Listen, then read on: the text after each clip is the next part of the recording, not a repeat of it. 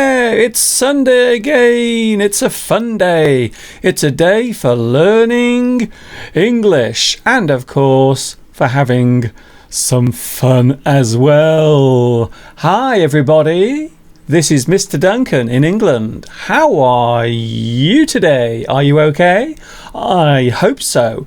Are you happy on this Sunday? I really hope so. Here we go again. Wow, these weeks keep flying by. Here we are now into November, almost halfway through November already. The year is literally flying by. Oh my goodness. Anyway, thanks for joining me. Here we go again.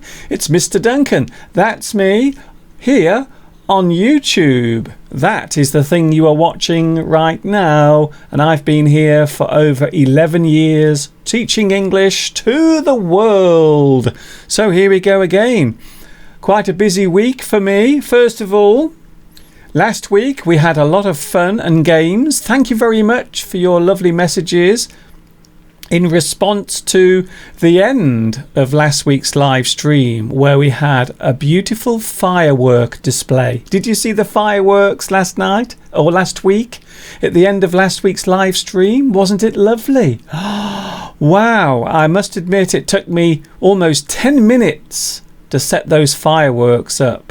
Just in case you missed last week's live stream, here it is in 26 seconds.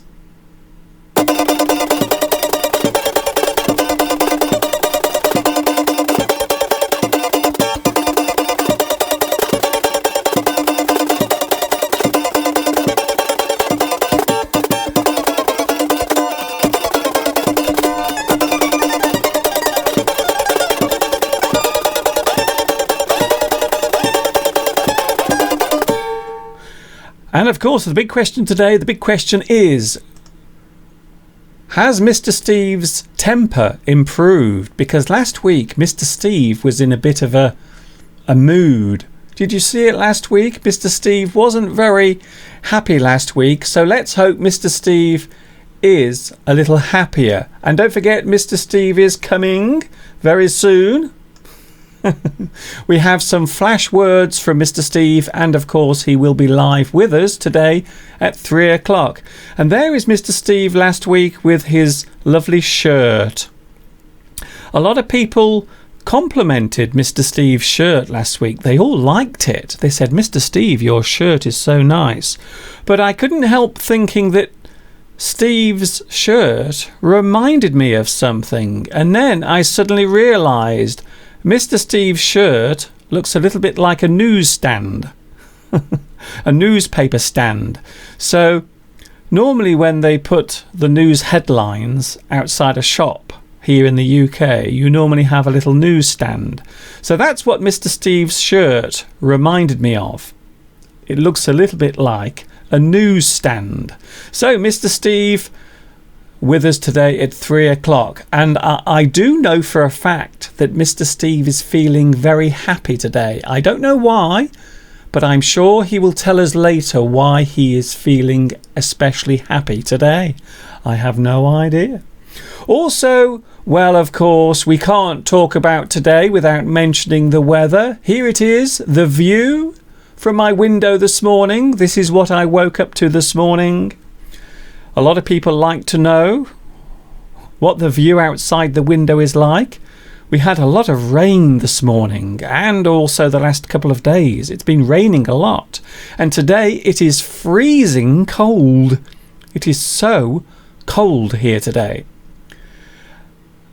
And there it is, you can see in the distance, the Wrekin Hill with some rain clouds floating above it. So a very wet and cold day today. Of course, I have been out during the week. I like to take my little walks. And right at the back of my house, I had a special little treat. Some lovely birds came to visit during the week. Can you see them? There are lots and lots of these birds on the field at the back of my house. They are called redwings. Redwings, and there were lots and lots of them at the back of my house during the week. Can you see them all? There were actually loads of them. There must have been about 100 redwings, and it looked to me as if they were all taking a rest. They may have been flying to another part of the country, because at this time of the year many birds are migrating and moving around. So here you can see a big flock of redwings feeding at the back of my house, and now we are going to have a close look at one of those birds. So there it is, a lovely redwing. And the reason why they're called redwings is because they have red under their wings, as the name suggests. So there they are, a nice little treat this week. In fact, on today's live stream we have a lot of nature, and there is another view. You can see the red underneath this bird's wing, and there it is, a lovely redwing. Beautiful birds. From far away they look like thrushes, but they're not thrushes. They're called redwings. Although if I'm not mistaken, I think they are a type of thrush. I think they actually are a type of thrush. So, a redwing in my garden. Also this week I've been out walking around. Would you like to see the animal that I met this week during my walk? Here it comes. A lovely, friendly Highland cow. And these particular cows come all the way from Scotland. That is where the breed originated, in fact. A very hairy cow. Isn't that just lovely? And this particular one was very friendly. It actually came over to me to say hello. Isn't that lovely? Hello, Mr. Cow. What are you doing? You look very interested in me. And this was taken during one of my walks. And there is the other one. In fact, in this particular field, there are two. One is a male and one is a female. Aren't they lovely? And this particular one was very friendly. It actually allowed me to stroke it. Hello, aren't you lovely? I do like the nose piercing. I like the big ring through the nose. It's very modern, very contemporary. And as you know, I love nature very much. I love walking around, but of course there is a problem with walking around, because sometimes you can get very, very muddy. And whenever I go for a walk, I always like to clean my boots. And there is one particular place in Much Wenlock where I can rest and clean my boots. And here is the place. So this is where I always like to clean my boots when I've been for a walk. And this is in a very particular place in Much Wenlock. So there I am, cleaning my muddy boots. So even though walking is very good for you, there is a downside to walking. And that is getting very muddy boots. I don't like getting mud on my boots. So normally I have to spend about 10 minutes cleaning my boots. And this is my special puddle in Much Wenlock. So this is the place where I like to clean my boots. Because at this time of the year, everywhere is very muddy. Muddy. That's a great word, muddy. If something is very, very dirty, or if there is a lot of water and mud together, it becomes very soft. We can say that it's very muddy. Ugh. We have the live chat up and running. How could I forget about the live chat? So let's have a look at the live chat. Ahmed is here. Hello, Ahmed. Thank you for joining me today. Also, Julie G. Olga is here. Hello, Olga. It's so nice to see you here today. Jana, Nicole, also Patricia, Zibrignu, Philippe, also on the live chat. Who's Patricia, who says hello from France. Tias is here as well. So many people already on the live chat. Hello to you. Thanks for joining me today. We have lots of things to talk about today, including... Now, there is a very interesting trend taking place at the moment in the UK. Lots of men, young and old, are growing beards. So one of today's questions is, to beard or not to beard? Do you like beards? Do you think beards look sexy? Do you like them? Do you like the appearance? What about men? Have you ever tried to grow a beard? I know a few years ago I tried to grow a beard, and lots of people said that I looked quite nice with a beard. So have you ever tried to grow a beard? I'm talking to the men now, of course. And to the ladies, do you like beards? Because some women, some ladies think that beards are very sexy, whilst others don't like them. For various reasons, which I will not go into at the moment. But do you like beards? Also, another question today. We're going to talk about fears and phobias. This is a subject that we touched on a couple of weeks ago, and I thought today we would talk a little bit more about it. So do you have a strange phobia or fear? Perhaps an odd or unusual fear in your life. So do you have one?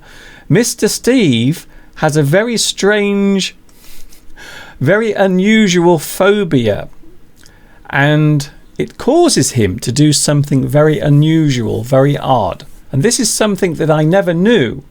I didn't know all about this. So Mr. Steve is going to tell us about his strange phobia. Come to think of it, I think this might be a phobia that many people have, but the way that Steve deals with it is very unusual. So this is something we're going to talk about later with Mr. Steve. So what is Mr. Steve's strange phobia? And do you like beards? Because at the moment it has become very trendy, very fashionable to have a beard. So I was wondering whether I should grow a beard. What do you think? Do you think I would look good with a beard? What do you think? Do you think I should have one? A few years ago I did have one. In fact, I made some of my English lessons with a beard. And quite a few people said they liked it. They said they liked the look. So what do you think? Do you think I should have a beard? Back to the live chat, because lots of people are here now. Wow, thank you very much for joining me today. It's a very busy one. Hello from Japan, says Yaroslav Patuk, or Patuk. Thank you very much for joining me. Sarka is here. Hello, Mr. Duncan and Mr. Steve. Hello to you. Zachariah is here. David Calero, or Calero. Hello, hello. Thank you very much for joining me. Andrew is here. Hello, Andrew. I haven't seen you for a long time here. Thanks for joining me. Pedro is here, of course, another one of my regular viewers.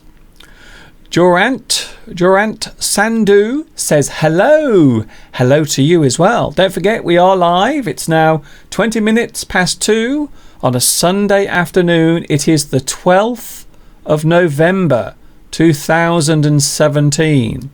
And of course, I suppose I should mention that Christmas is on the way. I know that not everyone celebrates Christmas, but I quite like Christmas. I think Christmas is a fun time of the year. And Christmas is on the way. Just to prove it, look, already I have had a leaflet delivered to my house all about the Much Wenlock Christmas Fair. Can you see it? So this is a special event that takes place in the town centre where I live, and every year they have a Christmas fair. So lots of people get together, lots of food to buy, lots of hot food to eat, lots of fun, lots of music, lots of performers. So The Much Wenlock Christmas Fair takes place on Saturday, the 2nd of December 2017. And I was thinking perhaps I might go along and do some filming there. And then on Sunday, I could present it on my live stream. So there it is, just to prove that Christmas is on the way. And as I mentioned last week, I have started putting up my Christmas lights. So there are some Christmas lights on the front of my house. Having said that, I haven't switched them on yet. I won't be turning them on until December. So I have started putting my Christmas lights up. And there you can see already. Oh my goodness. It really does feel as if Christmas is on the way. And of course, this week on television here in the UK, many big companies, shops, department stores, they have all unveiled their Christmas TV commercials. So it really does feel like Christmas is on the way. Belarusia is here. Hello, Belarusia. Hi, thanks for joining me. I know that you like my English lessons very much. You get very excited every Sunday. I know that.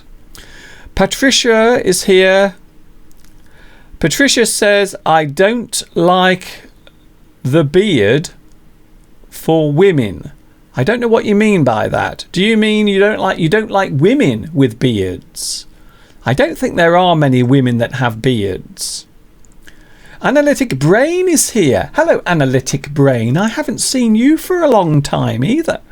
Hi, Mr. Duncan. How are things going? I hope you are still happy. I'm always happy. You have to be happy. Looking forward to seeing your new ideas and your methods again. I bet today's topic is about stereotype. No, it isn't, although that is a very good subject. Today we are talking about beards, to beard or not to beard. Do you like beards? Some people like beards. Many men at the moment in the UK are growing beards, especially young men, young guys at the moment. They're all having beards. So what do you think? Do you think beards are nice, or do you think they are a little unsightly? Some people don't like them. I think it makes you look older, to be honest. If you have a beard, I always think it makes you look too old or very mature. So that's probably one of the reasons why I don't have a beard. What do you think though? And do you have a strange phobia or fear? We will be talking about these things a little bit later on when Mr. Steve arrives. We also have some flash words from Mr. Steve. Would you like to see one of Mr. Steve's flash words? Okay, let's have one right now. Purge. Purge is an English verb. The word purge means to rid someone of an unpleasant memory or feeling. To free someone from an unwanted thought or feeling is to purge. To remove a group of undesirable people from a group or organisation is to purge. To physically remove something completely and leave no trace is to purge. This week, YouTube decided to purge the unused and closed accounts from people's YouTube subscriber numbers. To purge is to cleanse, remove, rid, delete, eliminate, expel. Purge. Thank you, Mr. Steve. And of course, there will be more from Mr. Steve coming a little bit later on, so don't go away. We have some more flash words and Mr. Steve as live can be. And I know for a fact that he is very happy today. Very happy indeed. On the live chat, we have David Calero. We have Idiomatic Man. Hello, Idiomatic Man. I haven't seen you for a long time. I think you were one of my live chatters a few months ago. Zena is here. Mr. Duncan, what is the cake on your table? Ah, yes. Can you see the little cake on my table? We will be talking about this later on, so don't rush me. There is plenty of time. Plenty of time. Mr. Steve and you are very bold guys. Thank you very much. We are very brave. I think it takes a lot of courage to do this. I must admit, going live on YouTube and sitting here for 2 hours presenting a live show is very stressful. I can't begin to tell you how stressful this is sometimes. Jamelia is here. Hi, Jamelia. Thanks for joining me today. So good to see you. I like your shirt. Oh, thank you very much for that. And also Mr. Steve had a very nice shirt on last week. I wonder what he's going to wear today. We have very good weather at the moment in Azerbaijan from Prosto. Really, you are very, very lucky. Very lucky. It's cold, it's windy and it's wet here today. Abdul Rahman says hello, teacher. Hello to you as well. Olga says it looks like the cloud was coming from the hill. It was, yes, it actually was. That's exactly where the cloud was coming from earlier. It was actually coming off the hill. Hello, everybody. Ishan is here. Hello there. I haven't seen you for a long time either. Lots of people rejoining me today. I'm very, very happy to see you. Hello from the Ukraine. Ukraine is here. Hi. I haven't seen you for a while either. Tatiana is here. Wow. So many people joining me today who I haven't seen for a long time. It's like a big reunion here today. Isn't that lovely? Let's take a look at one of my English lessons. We are now going to take a look at one of my Ask Mr. Duncan lessons. And this is Ask Mr. Duncan number 16. After this, we are going to reveal today's mystery idioms.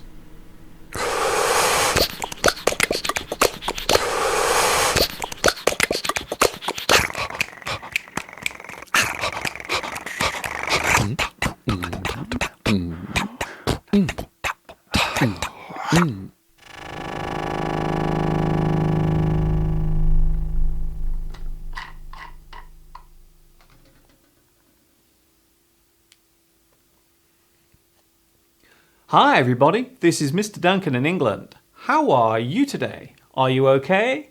I hope so. Are you happy? I hope so.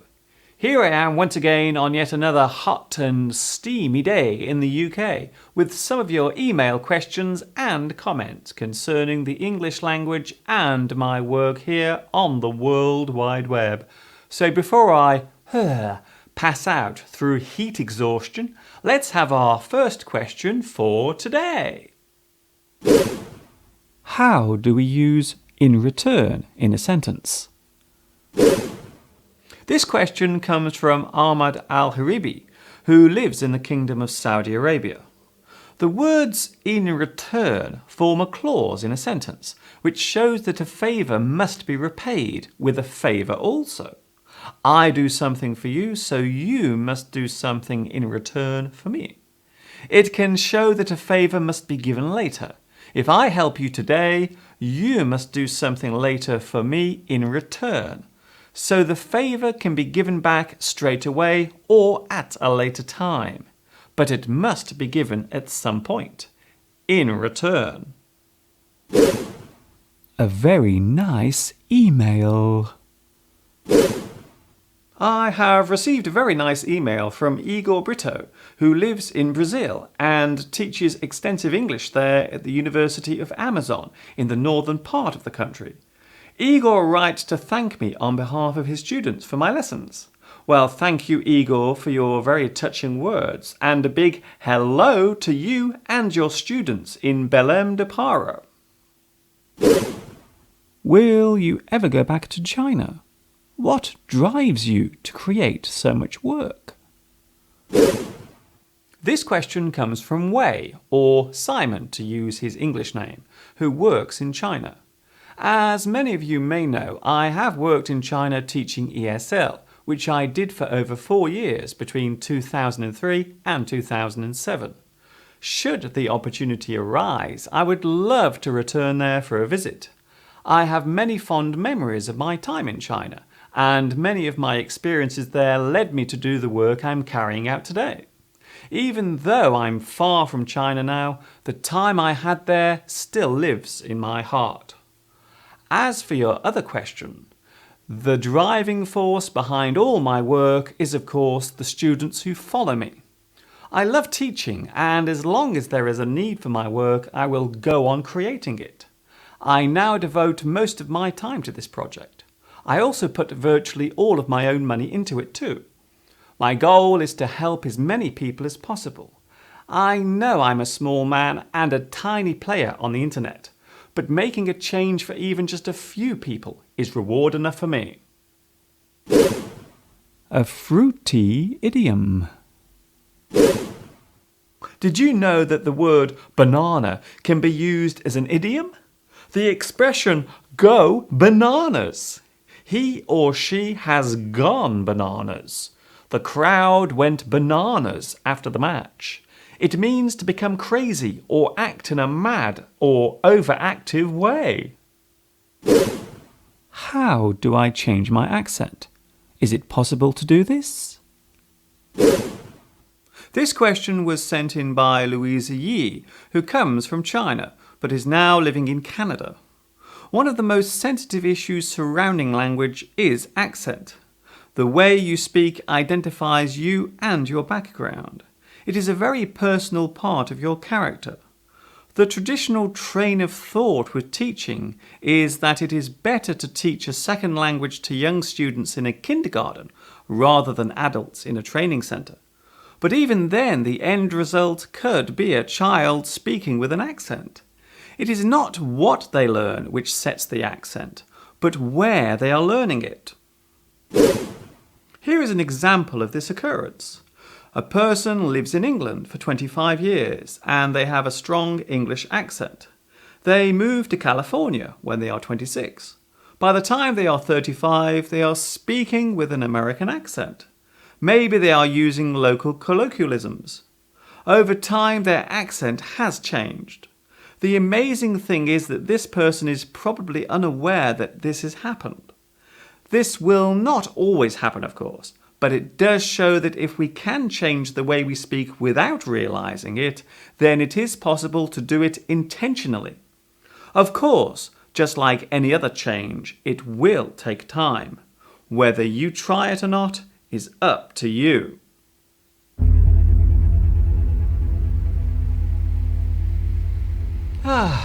That feels so good. Before I dash off today, I would like to say a special hello to Doi Pham, who lives in Vietnam and is a big fan of my English lessons. Thank you for your kind words, Doi. A big hello to Tanya Petsana, who lives on the beautiful Portuguese island of Madeira. Yes, Tanya, I did visit Madeira in October 2007 and I had a lovely time there. It really is a great place to escape to and relax. I even sampled some of the delicious Madeira wine while I was there. Finally, a big hello to MC Bebo in Cairo, who is a friend of DJ Bowdy, who I said hello to last week. I gather you both enjoy music and share an interest in DJing. I can let you in on a little secret now. In the past, I have worked as a DJ on the radio. It's true. That is all from me for today. I'm now going outside to enjoy some of this lovely sunshine before the big grey clouds return. This is Mr. Duncan in England saying thank you for asking me. And of course, ta-ta for now.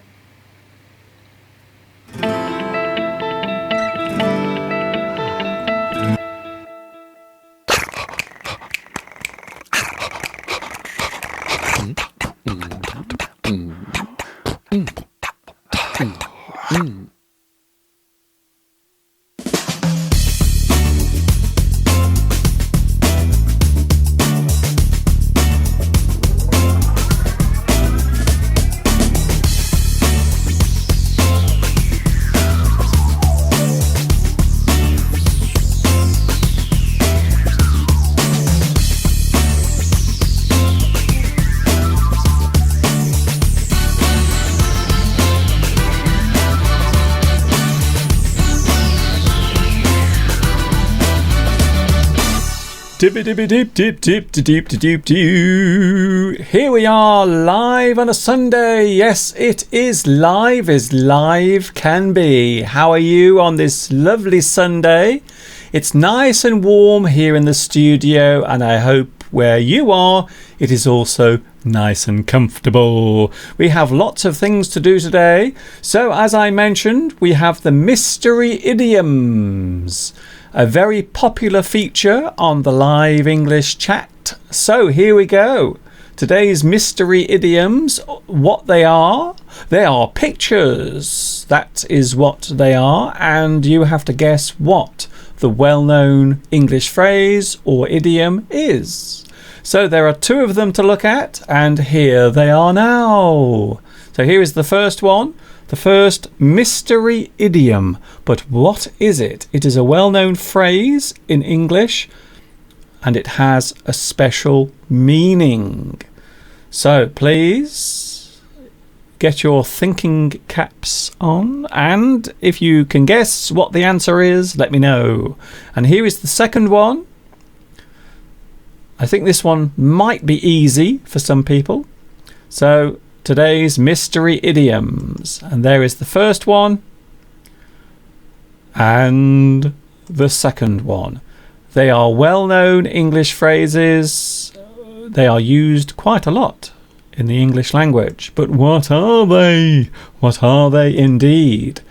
If you think you know the answers, let me know, and I will read out the answers later on. The correct answers coming towards the end of today's live stream.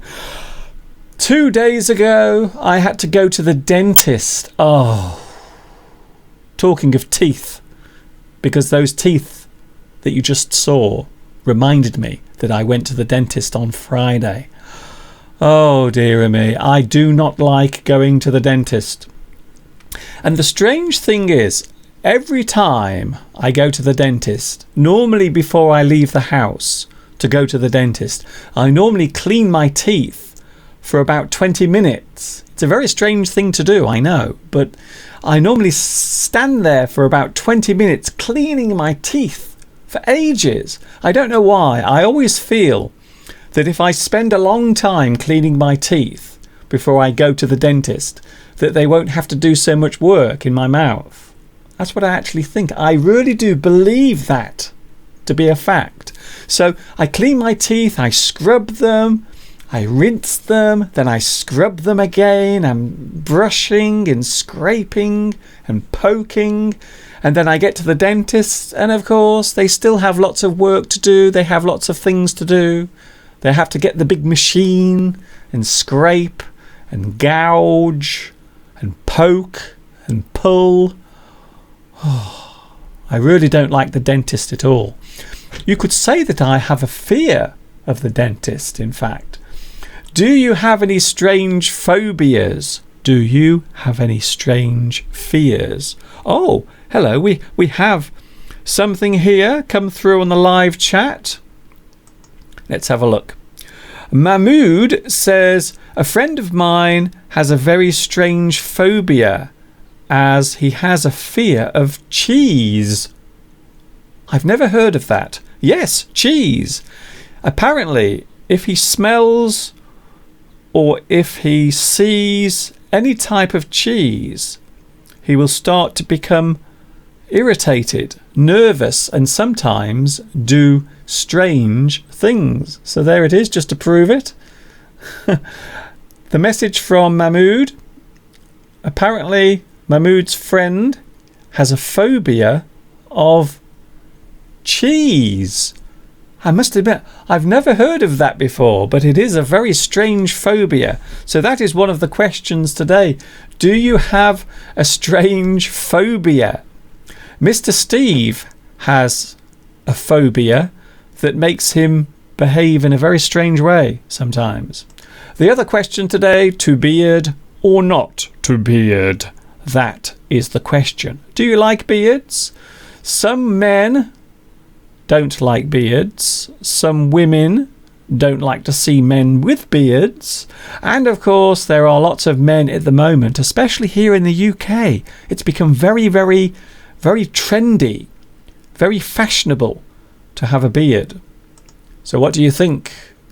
Do you like beards or do you not? Patricia says, I am very afraid of stupid people. I have a fear of stupid people. That might not be uncommon. I think maybe a lot of people suffer with that one. They are afraid of people who are a little stupid or ignorant. Zenek says, you've just reminded me that I need to have a shave. Oh, thank you very much. I'm glad I can be of some service to you. Nushad says, purge. Oh, I see. Yes, the word purge that I used earlier. To purge, to push something away. Of course, it was Mr. Steve's flash word earlier. Saika says, how can I be happy every time, Mr. Duncan? How can I be happy all the time? That's a very interesting question. Now, I think from my point of view, being happy is all about your own attitude to other things. Maybe your attitude towards life, or maybe other people, or of course, the thing that I think is the most important of all, your attitude towards yourself, the way you see yourself, the way you value yourself, and the way you see yourself generally. So I think, yes, I think being happy is more than one thing. It isn't as simple as having a smile on your face. It is all about your attitude, the way you view things, but most importantly of all, the way you view yourself. I think so. I think it's very important.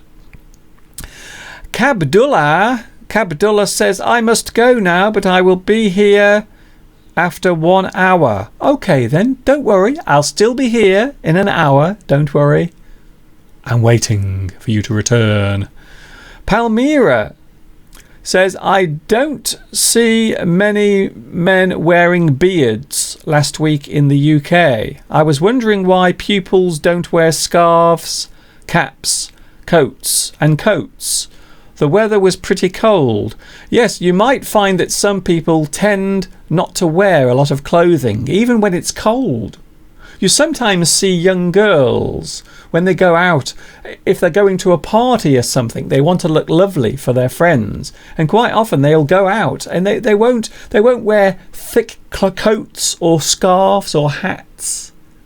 And sometimes men as well. Men are just as bad. They go outside in their t-shirts because they think it looks very macho, you see. So I think maybe, especially with men, it might be a macho thing because, you know, you don't want to look weak. So if you go outside on a cold day, you look very macho. So that's the reason why. But yes, wearing beards or sporting a beard. You can sport something. If you sport something, it means you are wearing it, or it is part of your appearance. So you are sporting a beard. So a lot of people have beards, especially on television. You see a lot of people on TV now have beards, young and old. We have some guesses coming through now for the mystery idioms. Thiraboom, thank you very much for your guess. I have a fear of making presentations and also going for interviews. That comes from Prosto.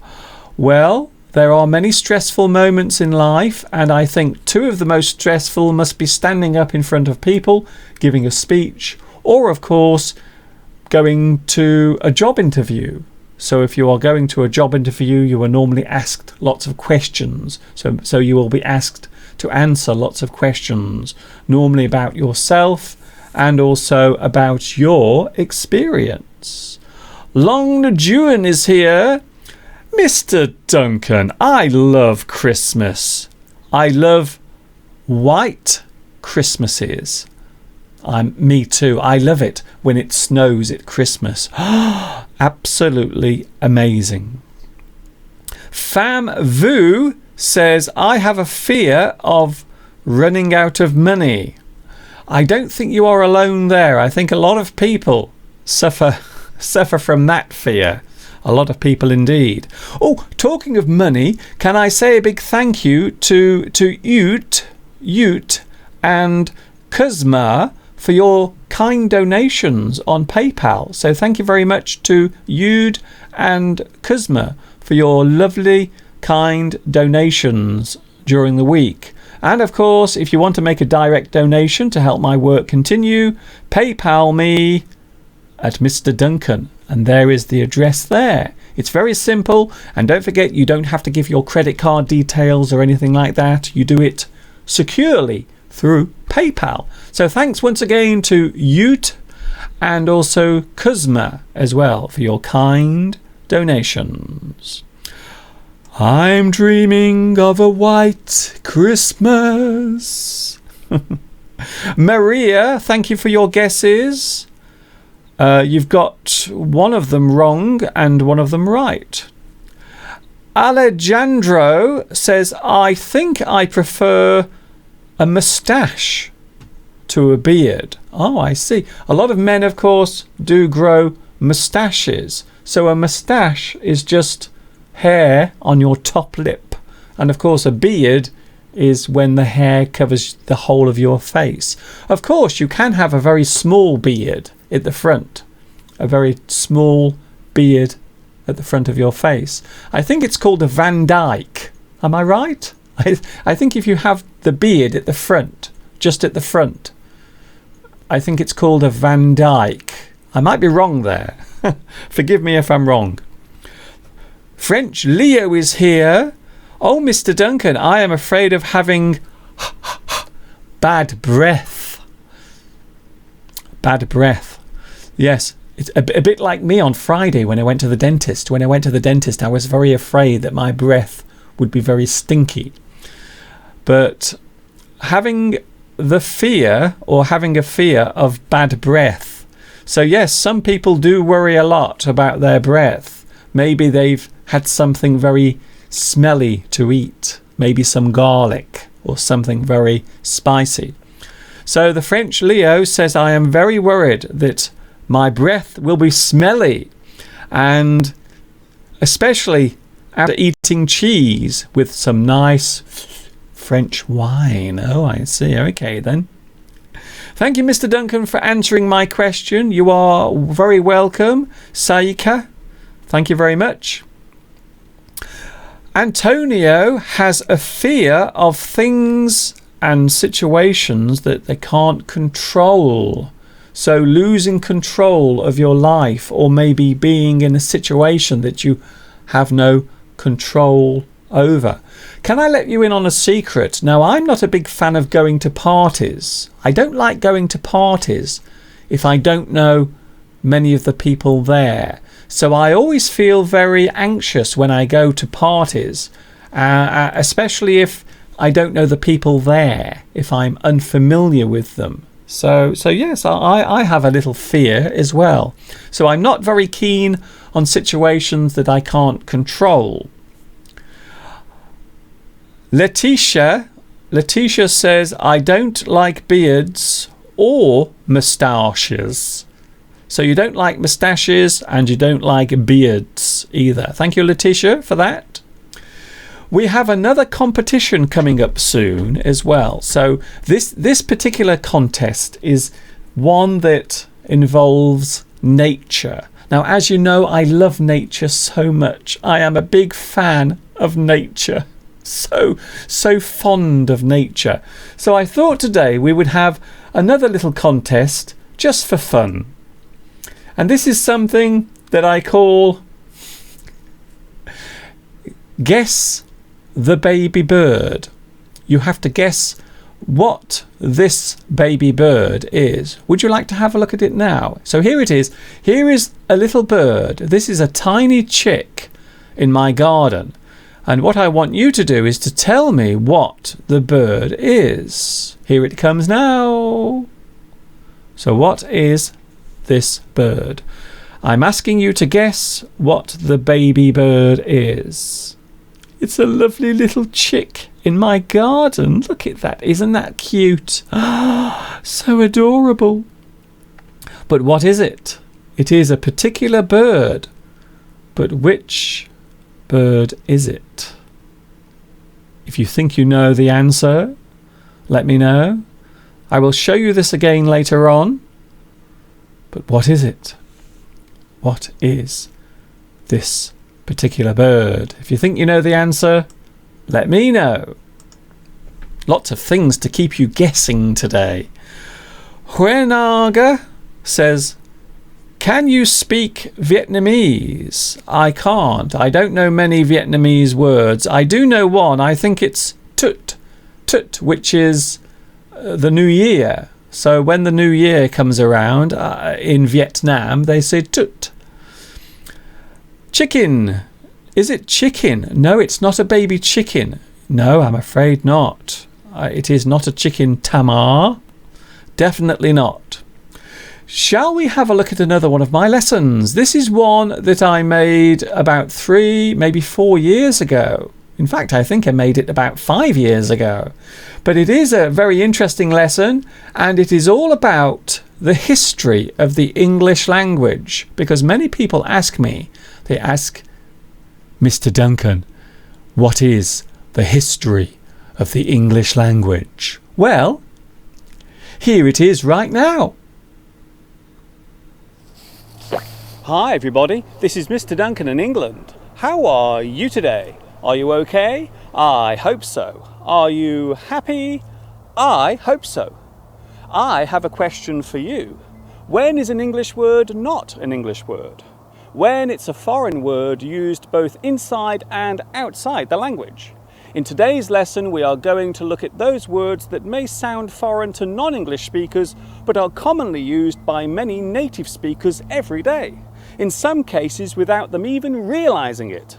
Confused? Not for much longer, I hope, as we take a look at what I like to call For-English. The English language has become one of the most spoken in the world. It has been described by some as a global language. Over the years, it has been viewed as a language of freedom and a symbol of oppression. Its use is still on the increase and remains an ever-dominating medium on the world stage. Having said that, to describe English as a unique language would be a misnomer, as we will be finding out today.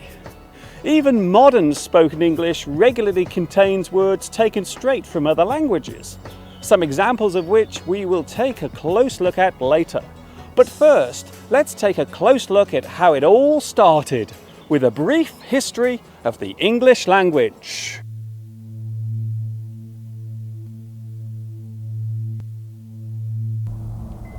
The English language was formed in 4 distinctive stages. In its original form, we usually refer to it as Old English. This is the earliest form of the language, which was created between 500 and 1100 AD by the invaders of ancient Britain from southern Denmark and Jutland, who were known as the Angles. The Angles, along with the Saxons and Jutes, spoke a language which in modern times became known as Old English. The word English comes from Angles, the land of Angles, which is where we get England.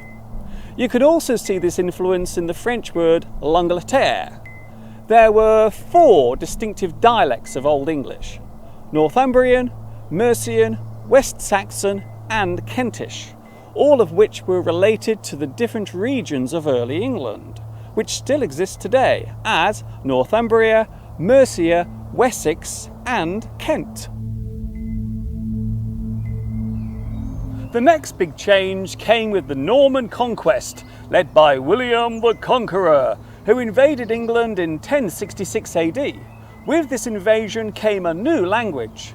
This time the integration of the French language occurred, which formed into what we now call Middle English.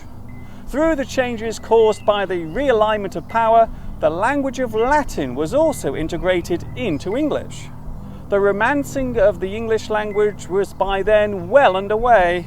In fact, the Roman influence had occurred earlier, albeit in a small way after the introduction of Christianity to England during the 7th century.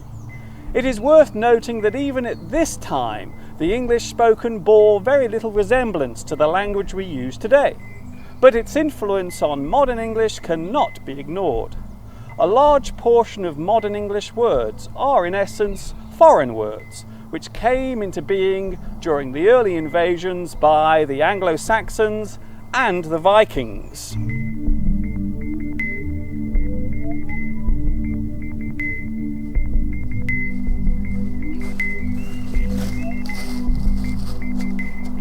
From 1204 AD, a division formed. This was due to the fall of Normandy and King John to the King of France. This caused a division between France and the English Normans. The ruling class by this time were known as the nobles. The next big change occurred after the Great Plague, which wiped out a huge portion of the population and led to a surge in the so-called labouring class. These events led to another surge in the use of English as a common language. Middle English had taken hold of the country and would go on to develop yet again into what we now refer to as early modern English. With this came the period known as the Renaissance. It signalled the birth of modern literature, philosophy and science, which would go on to shape not only this country but also many parts of the world. From this would come what we now refer to as modern English. People often ask me why I'm so fascinated by a language I have spoken all my life and use daily. Why am I not bored of hearing English spoken all the time? This would be a fair question. My love of English comes from not just how it is used, but from how it came into being used. English is more than a language. It is an essence of all which came before. It carries with it traditions, thoughts, and ways of living from over the past 900 years. The changes that have occurred indelibly left their marks on this language. As wars and invasions were carried out and attitudes altered, so the language changed too. The marks left by the Romans, Anglo-Saxons, Vikings, and the many rulers of this country ever since have shaped the way in which English is used, right up to this very day. The historical impact of English remains with us. New countries were formed through this language, sometimes by choice and sometimes not. The modern use of English does more than merely allow dialogue to take place. It gives us a common ground. It serves as a means for us to understand each other. As I have said before, whether we agree or disagree with each other is irrelevant. The important thing is that we are all talking.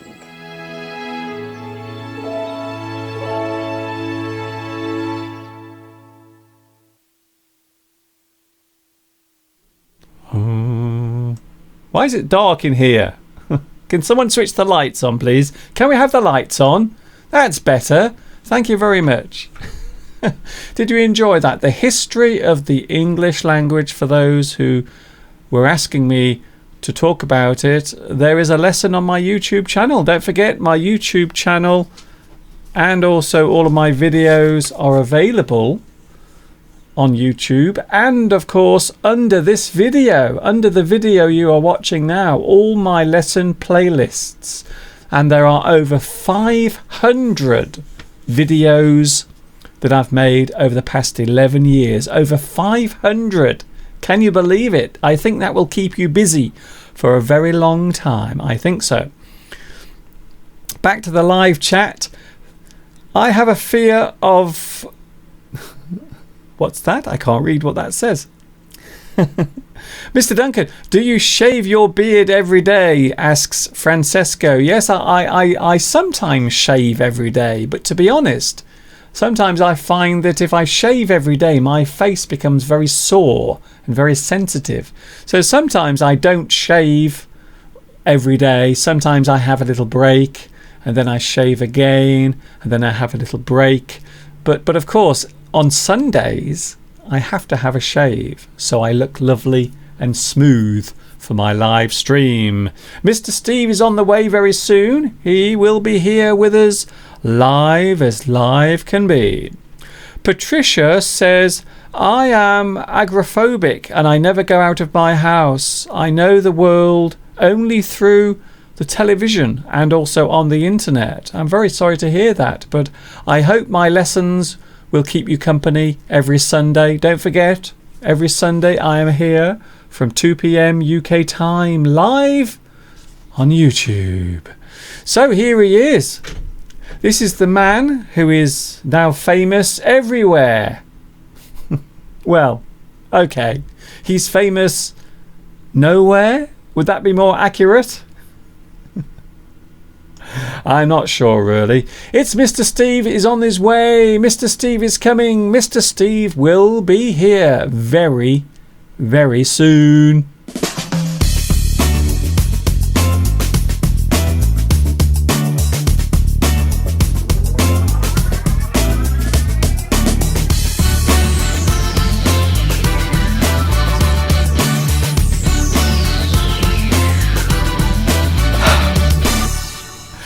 That's it, Mr. Steve. Take a deep breath. He's taking a deep breath there. Here he is, everyone. Oh my goodness. Do you know what? I think I get more emails and more messages now about Mr. Steve than I do about myself. And here he is. It's Mr. Steve, everyone. Hello. Hello, everyone. Nice to be back. Hello, Mr. Duncan. I always like your very sort of reserved hello. It's always hello. All right, shall I start again? Hello, Mr. Duncan. Hello to everyone out there. Some jazz hands would be nice. That's it. That's what we want. A bit of... That's more like show business. A more exciting, upbeat show. It's show business, baby. So can you just stand very still at the moment, Mr. C? I want to try something, you see. So stand very still. Don't move. Very still. Don't move. Stand very still. So I want to see what Mr. Steve looks like with a beard. There we go. So don't move. So there is Mr. Steve. No, there's Mr. Steve with a beard. No, don't move. I'm telling him not to move and he keeps moving. That's it. Be very still. So there is Mr. Steve with a beard. What do you think? Do you think it looks okay? I think you look quite good with a beard, to be honest. I think you do, yes. Look at that. Wow. I don't know what you're doing, but... I've just put a beard onto you. I've actually put a beard over your face to see what you look like with the beard. I can't wait to see that later. Well, then, let's do it again. Okay. That's it. Stay still. That's it. So there is Mr. Steve with a beard. Oh, yes. I think it suits you. I must admit, I think you look quite good with a beard. And it's gone. Okay, you can move now. Oh, that's a relief. So, Mr. Steve, you seem very happy today. Happy? Well, yes. Actually, I'm feeling a little tired. Get it? Tired. Tired. Because there's a tyre behind me. Yes, we have noticed. I was going to ask you about the tyre behind you. What, Mr. Steve, why is there a tyre behind you? Well, that explains why I'm so excited today, because as you know, I get very excited about tyres. Mr. Duncan, this is between you and me. Mr. Duncan knows about my obsession with tyres on my car. So I have bought a new set of tyres for my car this week. Well, I bought two for the rear tyres because they were getting a bit worn, a bit thin. So when you say the rear tyres, you mean the back tyres? The back tyres or the rear tyres. So they were getting a bit worn, a bit thin, not quite illegal, but I thought they need replacing, so I'll buy some new ones. I wanted to buy these new set of Michelin tyres, this new tyre that's just come out, but unfortunately they hadn't got the size I wanted, so I ended up getting two others instead. They were considerably cheaper, but that's one of the worn ones at the back there. Let's have a look. Let's open the... Oh, yeah, look at that. So that's one of your old tyres. One of my old tyres. And I can feel the excitement coming through now from all your viewers. There is. I can feel it as well. There is a warmth coming through today from everyone. Really, really excited to see one of your tyres. So that one at the back, that one's a bit worn. That's a bit worn. So I've replaced it. So that's why there's a car well, it was your idea. You said, why don't we put the tyre behind you, Mr. Steve, and it'll make a nice visual. And I must say, it's quite. I think it looks quite nice there. Yes. We might put it around your neck later. and then set fire to it. They used to do that in a certain country, didn't they? To torture the people. I don't know. What's wrong with you? They used to do that in South Africa. They used to put tyres around people's necks and set fire to the tyre and burn them to death. Okay, thanks a lot for that. Why every week do you end up talking about something really gruesome? Last week it was Hitler. We ended the show. We were trying to end last week's live stream on a lovely note, and you started going on about Hitler. Wasn't that? I'm sure that was Robert Mugabe's wife, wasn't it? In one of these African countries. I can't think which one off the top of my head now. I'm sure you can tell me, Mr. Duncan.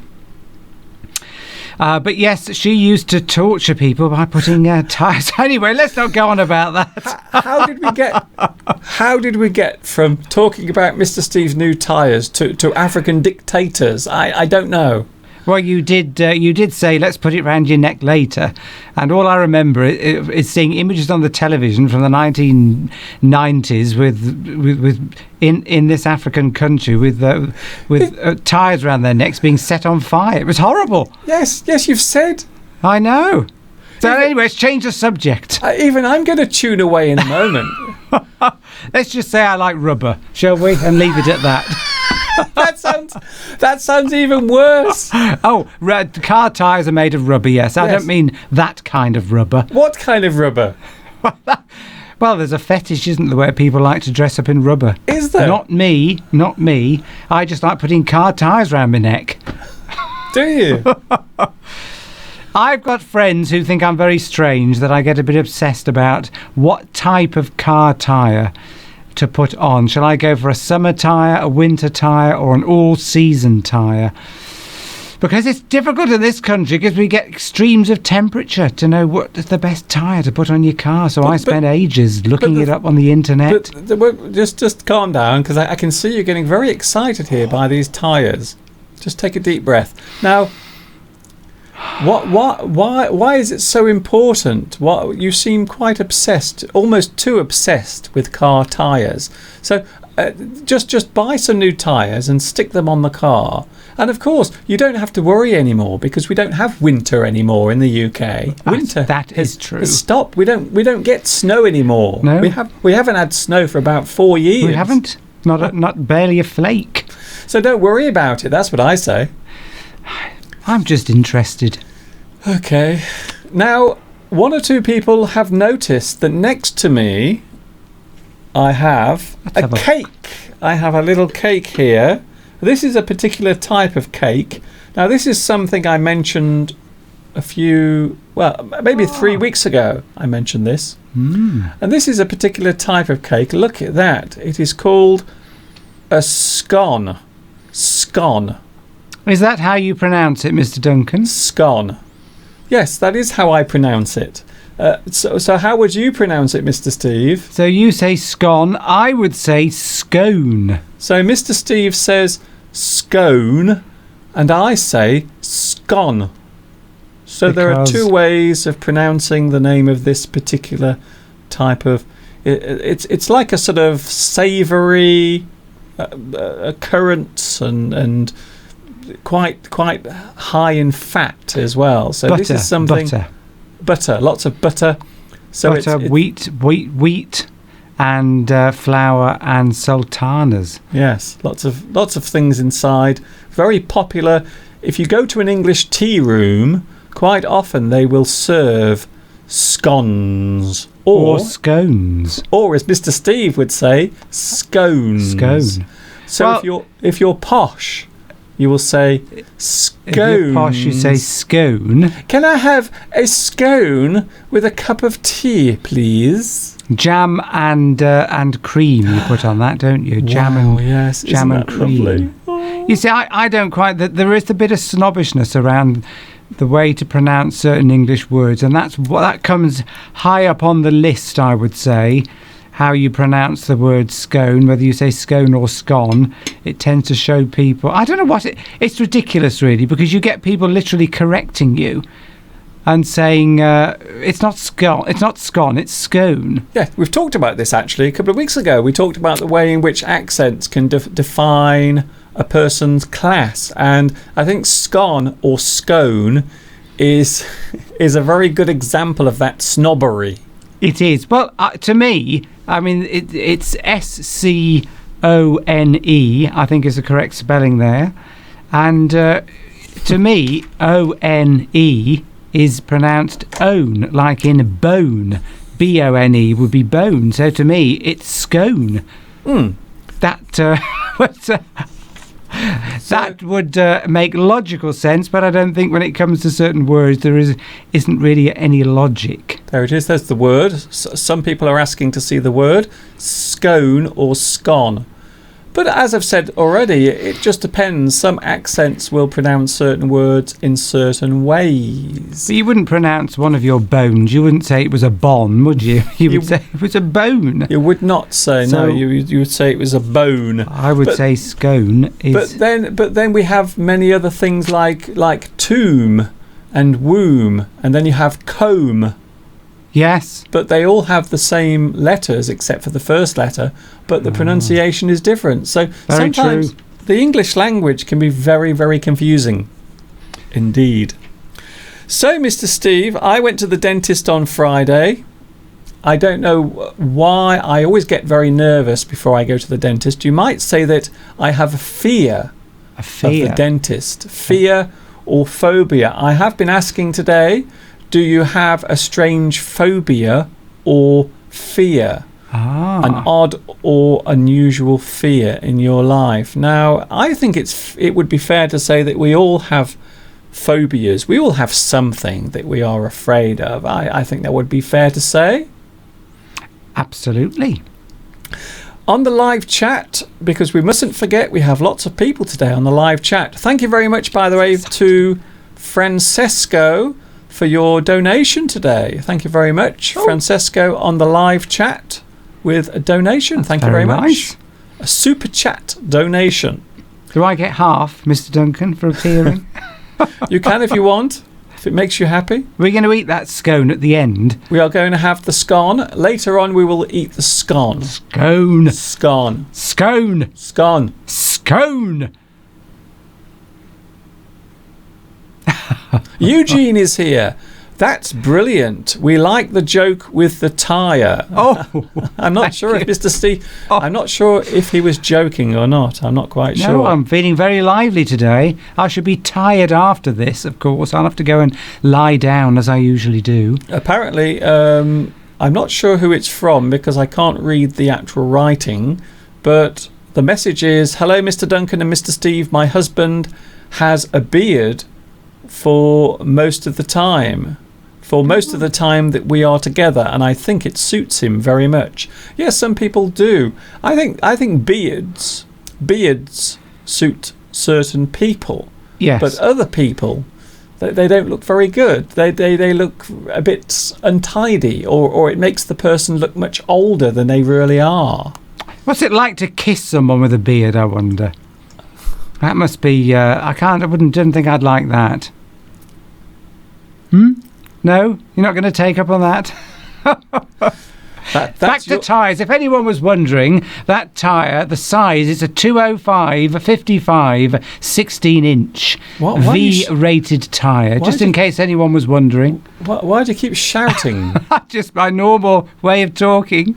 There was a very sensitive microphone placed just 7 or 8 inches from your mouth, and you are shouting. You don't have to shout, Mr. Steve. Well, if it can't cope with my orations, then maybe you should get a new one. I don't think anyone can cope with your orations today. Oh dear, I'm in a quite a happy mood today. Yes. You've told me to liven it up, so that's what I'm doing, Mr. Duncan. Your new tyres have made you very chirpy. Yes, because I know when I go out now, I'll have super grip on every road surface and on any weather condition. I'm not sure that if you've got a complete grip, to be honest. I might not have a grip on reality. I think so. I think there are some things you definitely don't have a grip on. Yes. Definitely. Apparently, Jamelia thinks you look very handsome with a beard. Let's put the beard on Mr. Steve again, because a lot of people want to see the beard. Stay still again. Stay still. Don't move. So there it is. There is Mr. Steve with a beard. Oh, yes, it doesn't look too bad. Yes, I think it does. It does kind of suit him. Yes, you look like a Bond villain. Okay, it's gone now. Okay. You can relax now. Actually, you still look like a Bond villain. Thanks a lot. I'll get a cat and stroke it, shall I? Ooh. If it makes you happy. So we're talking about fears and phobias. Now, I happen to know that you have a very strange phobia, a very strange fear that causes you to do something very unusual at certain times. Please tell us all about it. Sure, I want to talk about that. I've prepared a lot of cards here. You asked me, Mr. Duncan, to prepare a little session on phobias. Yes. And have you already explained anything about it? Because I've missed the first hour of your show. You've missed it. I was in makeup, you see, for the first hour. So I can't listen to it. They haven't finished, by the way. Whoever was doing the makeup, they haven't finished. They've only done the top part. Thanks. So, but I've first got all these cards here. yes, we are talking about. It's all right. We've got 45 minutes. We've got 45 minutes. There is no rush. Just take your time. So you want me to explain about to the world my strange quirks? This is one particular thing that always makes me laugh. Whenever you talk about this, it makes me laugh. And whenever we go to places, maybe a restaurant or a pub, and then you disappear to the toilet, I know that something very unusual is about to happen.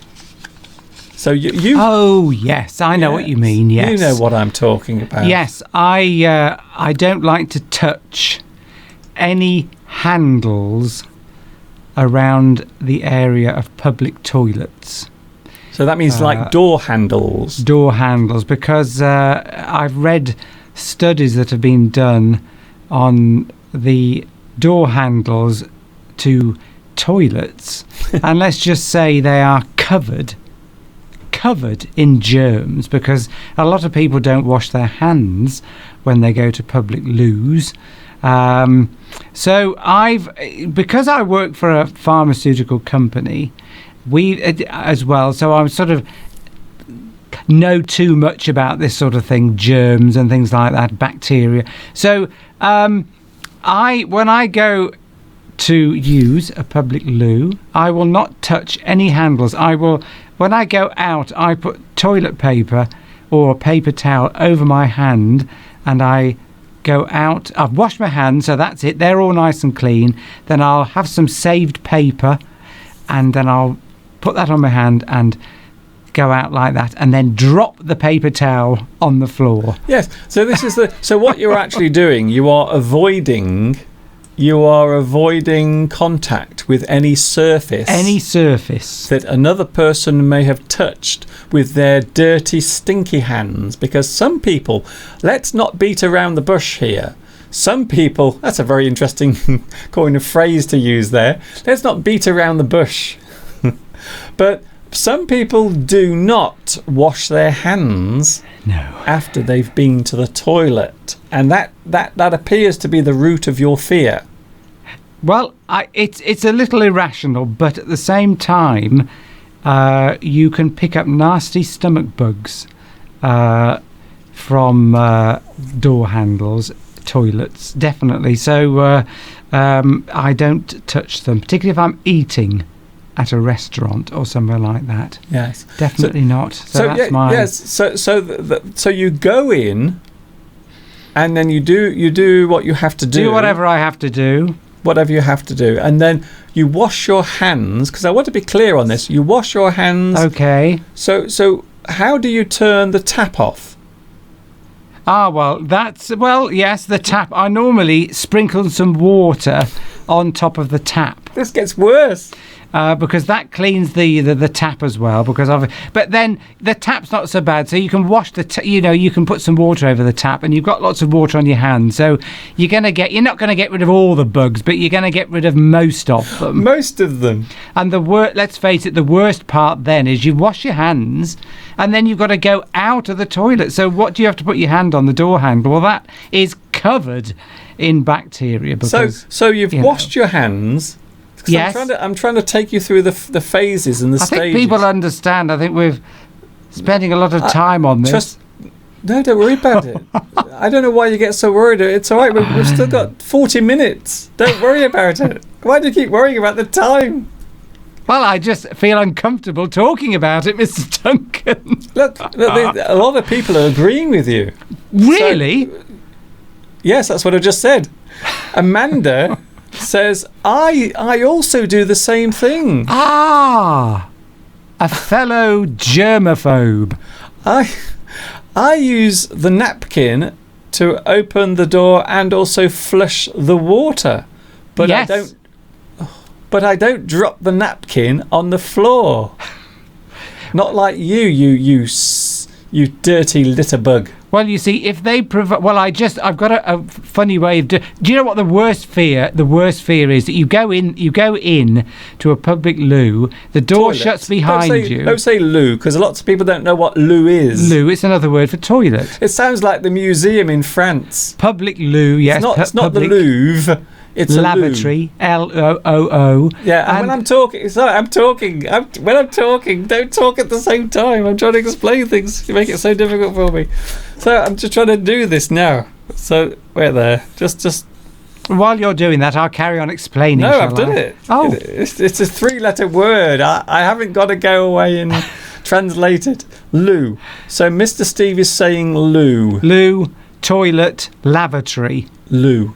Public ones. The worst thing is for me is that you go in, the door shuts behind you, and then there's no toilet paper or paper towels. So yeah, I'm trapped in there in this bacteria infested room, and how am I going to get out without I've got to touch the door handle. There's no paper in there. That is the worst fear for me. That sounds like you haven't prepared, though. That sounds like you've gone in there unprepared. Yes. And you've gone into the toilet cubicle. You've closed the door. You've started doing whatever you're doing, and then only then do you look to see if there's any toilet paper. Yes, I always make sure. I always make sure. But sometimes the door slams behind you, doesn't it? So there's no way you're going to. You can't open the door, prop it open, have a look, and then come back. I'm on about the cubicle itself. I know, though. but I'm on about the last door when you come out. Oh, I see. That's the one I'm talking about. The last thing that you touch is the door, the main door to the toilet. I think there are too many doors in toilets. That's it. So I always take tissue with me. I always make sure I've got something. But last resort is I'll hook it open with my elbow. Your last resort? What do you mean, last resort? Last resort. So if I've got no toilet paper to put it on the door handle, there's nothing. So I don't want to touch it with my hand. I've washed my hands. So I'll hook my elbow into the door handle, push it down, and get out that way, and use my knees and feet to push the door open. This sounds like a nightmare. It is a nightmare, but you soon get into the swing of it. You soon get used to it. You soon get a technique going. So just to get into the toilet itself, not the actual cubicle, because of course you might be using the upright stall if you are having a wee, but I just find this so amazing that you have to go through all of this just to spend a penny just to go to the toilet. I just don't want to touch that door handle, and I think I'm not the only one. There's a few people already out there saying they do the same thing. But that is literally, it's a sort of a fear, but it's not wholly irrational, because you can get stomach bugs from bacteria. If people have been, for a number 2, they've been for a poo, and they don't wash their hands, it's on the door handle, and then you go and eat a sandwich or something, you could get a nasty stomach bug from that. Yes. And worse still is you go to a restaurant, you don't know if the people preparing the food have gone to the toilet and not washed their hands, and that is a very common way of getting stomach bugs in restaurants, hotels, particularly in foreign countries, because they don't wash their hands when they go to the toilet. No, it sounds like quite an ordeal. You know what? I have a solution, Mr. Steve. You could wear one of those adult nappies. You can wear one of those adult diapers. So you can just put one of these diapers on, and then you can poop and pee all you want. You can just sit and enjoy your meal, and while you're eating, you can. Oh, that's better. And then just carry on with your meal. I don't like the sound of that. I think people around would pick up on the fact that I'd, gone to the loo while I was sitting there. Okay. You think there might be some odour? There might be a bit of odour. A bit of odour. Smell. Haven't we? I thought we'd, another week. Last week we didn't talk about poo at all. I know we've done quite well the last couple of weeks. We haven't mentioned poo poo or wee wee. Oh, we're back to it already. Yes. Well, you know what I'm amazed by? So many people on here are agreeing with you. Thank you. So many people are saying that everywhere is dirty. It is. Yes. Wow. I just find this incredible. Yes. Oh, the other thing. Can I tell you mine now? Now, go on. The one thing I hate doing, I hate going to an ATM. I hate using ATMs because they're normally out in the street, and of course you don't know who has used the ATM before you. You have to press the little keys to enter your number, your special PIN number. And then, of course, you have to press other things as well. So I don't like pressing the buttons on ATMs. I always think that someone really dirty and disgusting and smelly and stinky has used the keys just before. So I always use a different finger. I don't use my forefinger. I use this one, this finger, to the finger that I think people call it the ring finger. So, and then afterwards, I always frantically wipe my finger on myself to try and get the dirt and the bacteria off. So I always think that ATM machines are very dirty. They are. I use my knuckle sometimes, so I'll do it with my knuckles. And of course, one of the worst things is money.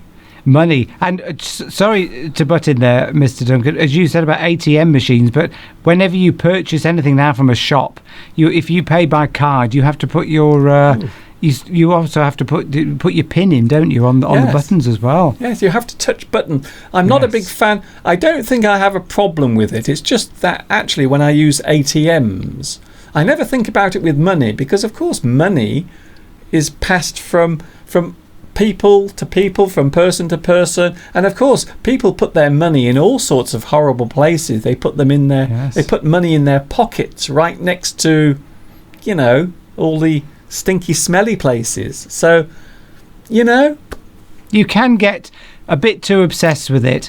I think the key thing is not to worry about it, because as long as you don't put your fingers in your mouth, as long as you haven't got the habit of maybe biting your nails or something like that, then you can't be really harmed by it. And some people carry little bottles of gel, sterilising gel that you can wipe your hands in. I'm amazed afterwards. I can't believe how many people are getting involved with this conversation. It's just incredible. Apparently for men it is easier. Here we go. Battle of the sexes coming now. Ooh. Amanda says for men it's easier to go to public toilets. Women have to do the eagle. The eagle. I don't know what that means. I think it means that you stand over the toilet, you sit over the toilet. Oh, yes. But you hover so your bottom doesn't touch the toilet. I've never come across this before. This is a new one, you see. I'm learning something today. So apparently quite a few women, when they go to the toilet, they don't want to rest on the toilet. Yes. So they hover.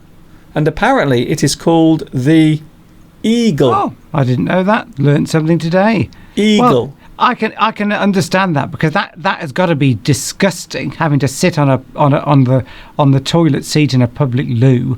I've had to, if I've been desperate to go for a poo, then I had to do that. You can't hover for a number 2, I don't think. So I literally will put toilet paper all over the seat to protect, so that I'm not sitting directly on. I'm sure women do that as well, but yes. Shall I just stop the stream and then start again? We really have got into a hot topic today, Mr. Duncan. This is incredible. I wanted to talk about other things, but I know what we'll do, just to lighten the mood. Here we have the mystery chick. We have to guess the chick. So here it comes. And there it is. There is the mystery chick. We have to guess the baby bird. So do you know what this bird is? If you think you know the answer, let me know. I do. I will give you... Yes, I know you know. Oh, for goodness sake. No, you can't enter, Mr. Steve. Dear me. Is there a prize? No, there isn't a prize. Stop mentioning prizes. Maybe I could give this old car tyre away as a prize. How the hell am I going to post a tyre to someone? Well, we'll just if they're downhill, we'll just wheel it downhill. Yes, we'll push it downhill towards them. Sounds very dangerous to me. I think we'll have a lawsuit on our hands. So there it is. Today's mystery chick. Mystery bird. So if you think you know what that bird is, please let me know. Apparently in Finland, there are water showers that you can use to wash your bum. Well, yes, interesting. I've been to Malaysia and on holiday, and when you go to public loos there, you've got a water pipe to clean yourself with, which I think is very... Yes, and of course in France you have the bidet. The bidet, yes. Bidet, which I think the bidet is brilliant. I think everyone should have a bidet in their house. But yes, in Malaysia also they have the very low toilets that are on the floor. Yes. So you have to sort of squat in a very awkward and uncomfortable way. But yes, they have a little hose pipe as well next to the toilet, and you can turn the tap on and then you can clean yourself all down. Ooh. You can get disposable toilet seat covers. So I would imagine that women sometimes carry those in their handbags. Would I be wrong there? Because you can buy them. You sometimes actually see them as well in very posh public loos. You sometimes see disposable plastic toilet seat covers. Oh yes, that's quite clever. But so what do you do, Mr. Steve? Do you put anything on the toilet seat? Yes, I think I mentioned that earlier. You're not listening, Mr. Duncan. Oh, yeah, no, I was not on about the toilet seat. I was just on about your hands. I know, I don't think you're putting your hands on the toilet seat, are you? You're not doing handstands. No, I did mention. Are you standing on your head? Are you trying to stand on your head on the toilet? Because no, a lady mentioned about doing the eagle, and I said see, that yes. if I've had to go for a poo, then I will put toilet paper all over the seat, so that I don't have to... Apparently, Luciano says, I always press the buttons on the elevator or lift using my knuckles. Knuckles. So knuckles. you press the buttons with your knuckles. You don't use your fingertips. I do that on an ATM machine. Oh, I see. You use your knuckles. Yes, I suppose so. Yes. I always use a different finger, you see, when I press the button. But apparently Luciano uses knuckles. Yes. Good idea. There you go. Can you see my knuckles? There they are. Your what? Your knuckles. I thought you said nipples. I have lovely knuckles. Very nice. Is it a quail? No, it isn't a quail. Is it a baby sparrow? No, it isn't a baby sparrow. Oh.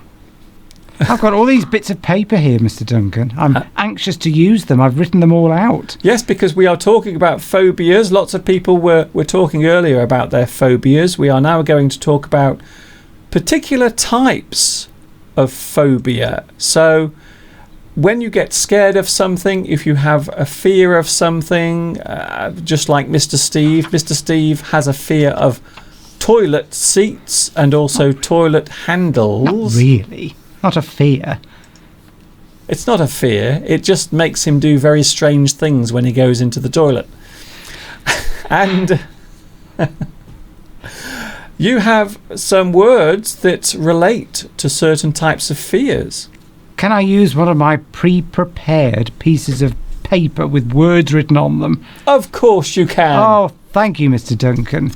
So this is the... you've probably already done... Have you explained what a phobia means? Well, I think I just did, didn't I? Didn't I just a few seconds ago? You're not listening to me now, you see. I'm going to put it... I prepared it, so it's going up there. Yes, I've got one as well. Damn. I've also got one. Here we go. Phobia. So extreme or irrational fear or aversion to something. I got it in first. I got it in. Yeah, you got your piece of paper just too close to the camera. Too close? Back. Keep going back. That's it. So a phobia is normally used in a noun. So we use phobia also to describe an extreme or irrational fear, or I just said that. an aversion to something. I said that. I said that, Mr. Duncan. What's the opposite of a phobia then? What's the opposite of phobia? Well, tell us. It's here. It's philia. Philia. Can you see that? Actually, yes. Philia. Philia. Or, of course, we can Which say is phile as well at the end of nouns. fondness or love, especially abnormal love of something. Abnormal love. I see. That's it. Usually, when you talk, we'll explain this in a bit more detail as we go along. Okay, no problem. So we've got phobias and philias. Yes. So a phobia is a fear of something, and a philia is a sometimes unusual liking for something. Something maybe you like too much. Okay. Shall I show the first example, Mr. Okay, Duncan? Mr. Steve, go on. There we go. Now, here's the first one, a very common one. A lot of people relate to this one. It's arachnophobia. Arachnophobia. So arachno apparently is the ancient Greek word for... Come on, what is it, Mr. Duncan? Arachnophobia. Well, arachno is the old word for spider. Spider. Ancient Greek word for spider. So we've got arachnophobia, irrational fear of spiders. Some people would say it's not irrational, but medically it is, because Yes. all these phobias, in fact, they're medical conditions, really. So there we go, arachnophobia. I bet we've got a lot of people out there who are frightened of spiders. Well, apparently Nicole Joffrey is not afraid of spiders. I Oh. don't Ah. fear spiders. If you're not frightened of them, perhaps you love them. Yes. In which case, you would be an arachno... That would be described as arachnophilia. Arachnophilia is the love of spiders, so you like them a lot. You like them a lot. And there are people out there, and it sounds very strange to believe that people would actually love spiders, but I've got a friend who loves spiders, and he goes to all these conventions and exhibitions where they've all got all these spiders. Sorry, they have a spider convention. What is it? All these spiders? They Maybe all go there. convention's not the right word, but they have exhibitions and you can go and buy them. What spider exhibition? Yes, you can go along there and buy giant tarantulas and things like that. So it's just a big room full of jars of spiders. I've got a friend who has in his living room about 20 little boxes full of all different types of spiders. Is this the same weirdo you were talking about last week? Perhaps. I wouldn't use the word weirdo. He's just he likes spiders, and that was the word that would describe that condition. Okay, then. Yes, it certainly is a condition. But there are different ways of... You're the English teacher here, so I'm going to defer to you on this. I'm going to put something up here so that you can explain the different ways of explaining phobia, because we've got the adjectives, the adjective form, haven't we, in the noun form. That's it. Well, apparently on the live chat, Tian Chan says, what about Duncanphilia?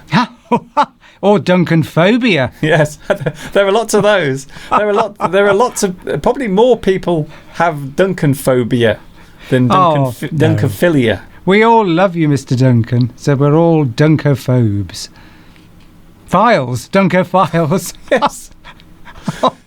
You can't even get that right. Here we go. I'm going to put this one up now because it explains all the different versions. Okay, then. And maybe you would like, as the English expert, to explain. So using arachno, using spider to explain the different ways we can describe this. You've got arachnophobia. That's the condition. Am I right there, Mr. Duncan? So arachnophobia, yes, that would be the condition. That's the condition. Phobia. So an arachnophobe, that's someone who has that condition.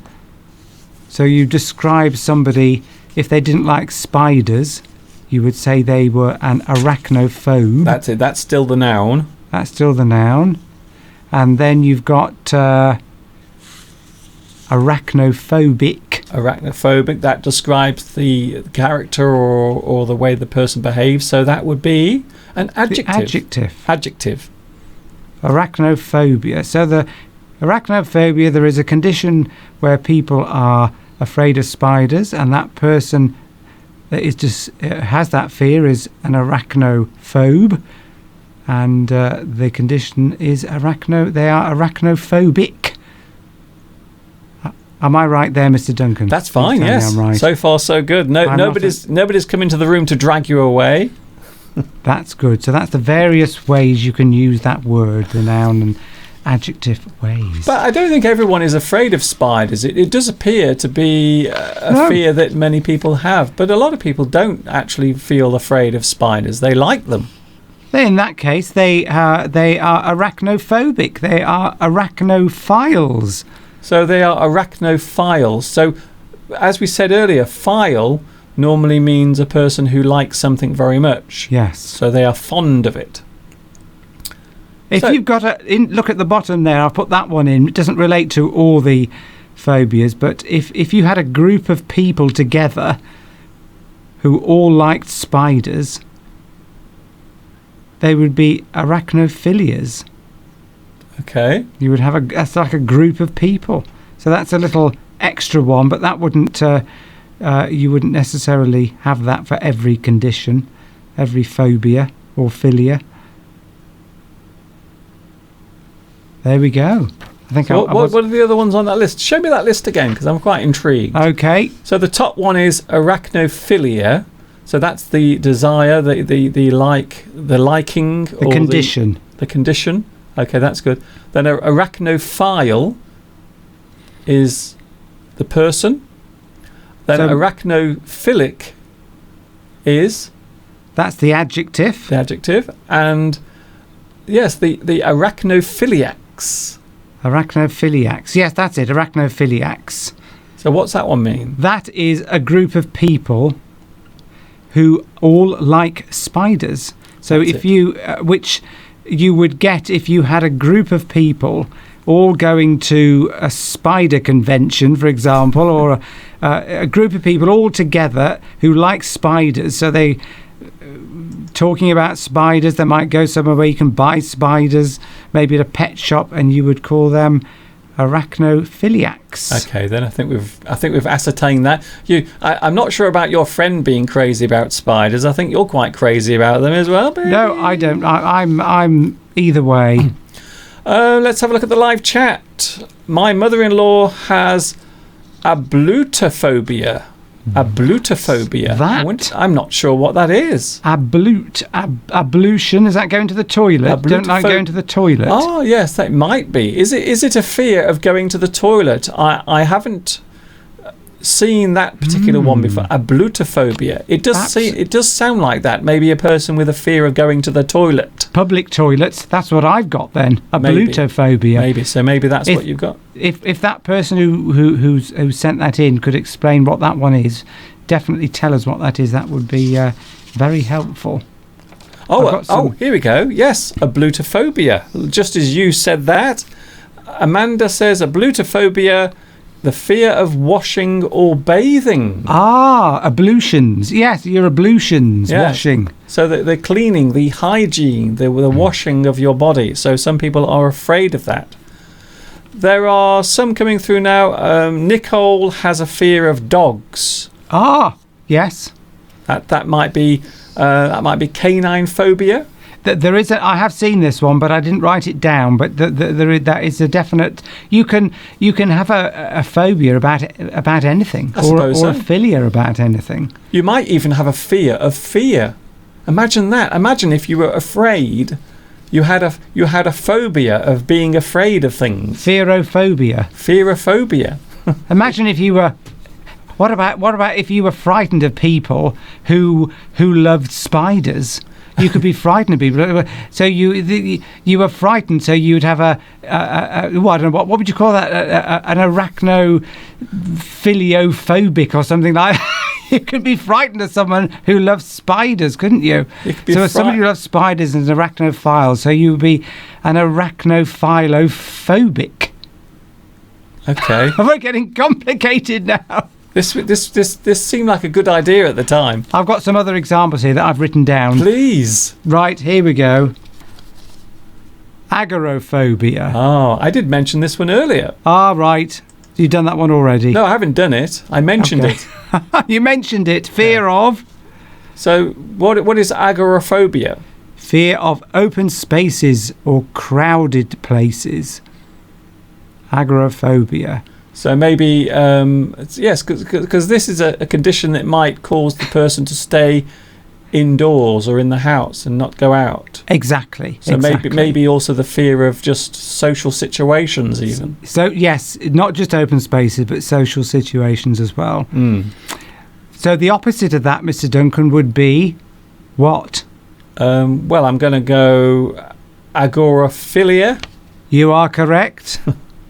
Agoraphilia. But, I mean, you can't always swap them around. There isn't always a philia for the phobia or vice versa.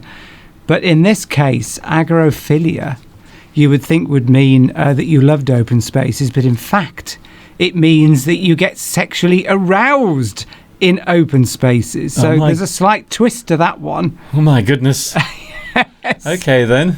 Yes. So you get very, very, very excited when you are in open spaces. Yes, because I suppose really you're not going to get just excited for being in an open space. So you wouldn't. It's not the exact opposite of agoraphobia, but it's. So it has a very specific meaning. It has a specific meaning. For example, I like going for a walk in the countryside. I enjoy the open spaces, but that particular definition you've just mentioned is more like a sort of Harvey Weinstein sort of going for a walk in the open spaces. You get slightly too excited by it. I think so. Okay, then. Here we go. Do you have another one? I have. This is a very common one. Claustrophobia. Claustrophobia. That's it. Fear of, which is the opposite of what we've just had. Agoraphobia. It's the fear of confined spaces. So small, enclosed spaces. Maybe you are trapped in a very tiny room or inside a lift and elevator. Ah, yes, lifts and elevators are elevators. Sometimes people get this condition as well if they're wearing if they get hot and they're wearing high collars or t-shirt, high collared necks, with the clothes covering their neck. You can feel claustrophobic there, but normally it's referred to. I've never heard of. What if you've got tight clothing on? Yeah, around your neck. Oh, I see. Around your neck area. So it feels like you're being strangled. Yes, in a way that can be described as claustrophobia as well. You just want to tear it off, but normally it's small rooms, windowless rooms, lifts, that sort of thing. Yeah. So enclosed spaces. There isn't really an opposite to that. So there isn't really a claustrophilia. People who would be. you never. Although having said that, there are people that like to be wrapped up very tightly in things. They find that that's something they quite like. Okay. Not me personally. I'm not talking from experience. I know that, Mr. Duncan. You have to be so careful.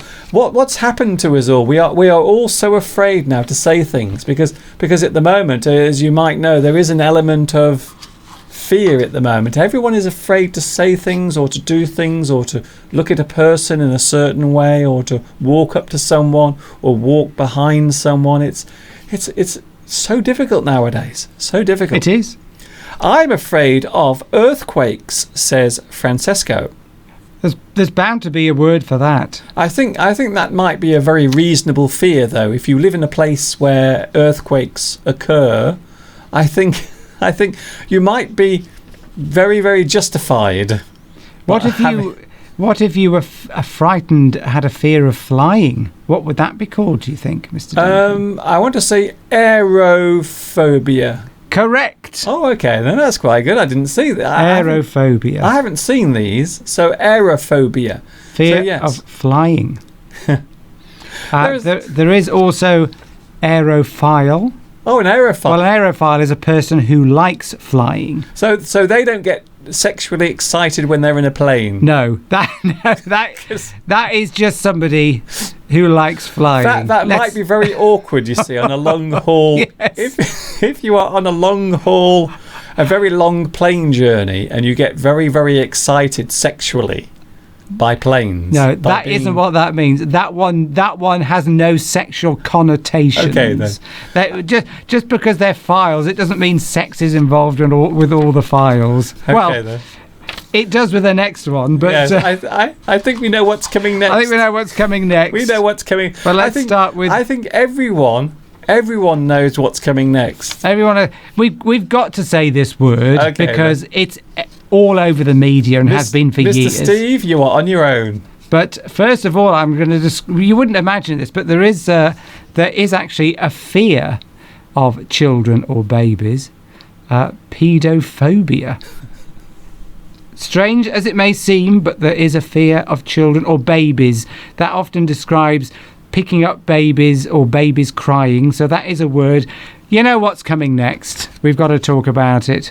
Well, we don't have to talk about it. We will just mention it. There we go. Paedophilia. A paedophile is somebody who has an unnatural attraction to, people who are too young, children. So there we go. Look, come on. I know this is very awkward to talk about. Yeah. A paedophile is a person who gets sexually aroused by young children. There we go. We've done it. Right. Okay, let's move on. And there's been a lot of famous people caught out doing that. Right. Okay. A lot. Well, I think it's all over the news. How many? So that's actually that's right. Let's not talk about that anymore. Is it 1,000? Well, it's one of these taboo areas, isn't it? So if someone, of course, is caught is the wrong word. Court is not the right word. You're not caught. You're doing it anyway. I'm laughing. I don't know why I'm laughing, because it's just an embarrassing subject to talk about. We've talked about the word. We're putting it away. That's it. We all know what it is. What about something related to what we talked about earlier? Germophobia. This is the one that I think maybe that Steve has, and maybe I have, but I think maybe lots of people suffer from germophobia. I think many people actually have. They are a bit sensitive to places where other people have been before. Also, I don't like being around sick people. I cannot stand being near people who are unwell. I hate going to places where you are with lots of people and there's always one person who is sneezing and coughing, and sometimes they don't put their hand in front of their mouth. They just cough everywhere. So are you a germophobe? I'm not sure if I'm a germaphobe. I don't think so, but I'm just sometimes sensitive to certain situations where I might get some contamination, let's say. Right. I was going to say something then, but I won't, because it'll make you sick. Right. Here's another one that is... I think I've got a bit of this. I think everyone's got a bit of this. But fear of... What's that one then? Acrophobia. Fear of what? Acrophobia. Acrophobia. Acrophobia. I don't know. That's an interesting one. Fear of? A fear of... Anything coming in from your viewers? Well, acro sounds like high up. Like yes. Acrobat. So maybe being high up. Fear of heights. You are... well deduced, Mr. Duncan. I am like Sherlock Holmes, you see. Exactly. Well done. You see, you can often work out what it is from. I am the Sherlock Holmes of English. It's all elementary. Ooh. So somebody who likes high wire acts, works in the circus, likes heights, so they would be an acrophile. The condition is acrophilia. So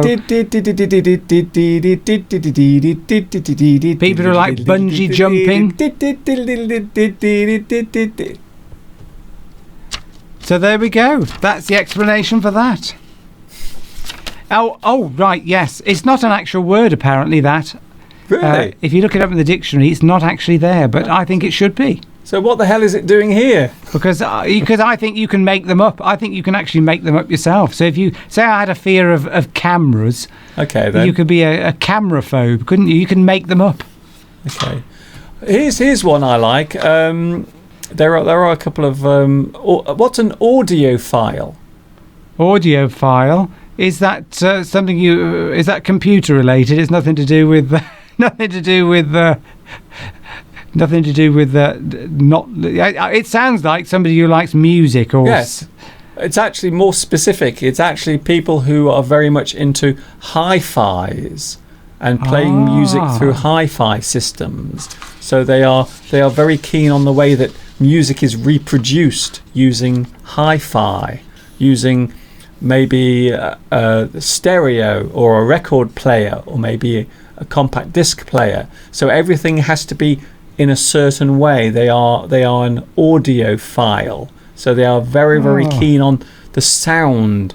Has to be very particular. It has to be perfect. So everything that they use to listen to music has to be of very high quality. So you could say that they are an audiophile. I've got one for you, Mr. Duncan, which is very relevant. Okay. To what you do. I'm getting worried now. How about that one? Okay. Then now I want to say logophilia. I think that's how it's pronounced. Yes. Logophilia. I'm going to guess it's someone who has they are keen on words. Yes, Mr. Duncan. Oh, okay. Yes. Isn't Mr. Duncan very clever? Is that why you're an English teacher?